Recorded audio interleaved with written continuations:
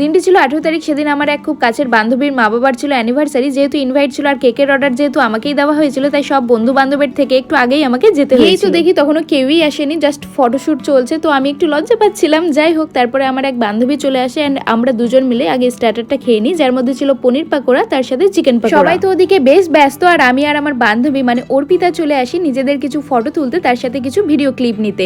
এরপরই সব থেকে একটা সুন্দর মুহূর্ত আসে, যেখানে কাকু কাকিমা নিজেদের 25 বছর আগের দিনটা রিক্রিয়েট করে। তো যাই হোক, মালা বদল শেষে শুরু হলো এখন কেক কাটার পালা। আর হ্যাঁ, এই কেকটাই আমি বানিয়েছিলাম। কেমন লাগছে দেখতে অবশ্যই কিন্তু তোমরা কমেন্টে জানিও, আর কেকটা কিভাবে বানিয়েছিলাম অবশ্যই কিন্তু আমি তোমাদের সাথে শেয়ার করব। তার জন্য কিন্তু তোমাদের আমার চ্যানেলটিকে সাবস্ক্রাইব করে রাখতে হবে, যাতে নতুন নতুন ভিডিওগুলো তোমাদের কাছে সবার আগে পৌঁছে যায়। সব বন্ধুরা পৌঁছলো আর বসে বললাম খেতে, যদিও একটু লেট হয়ে গেছিল খেতে বসতে। এরপর আমরা বাড়ি চলে আসি। আর হ্যাঁ, বর্ষা আমার ভিডিওতে নিজের নাম নিতে বলেছে, তো হ্যালো বর্ষা। আজকের মতো এতটুকুই ছিল, দেখা হচ্ছে পরের ভিডিওতে। টাটা।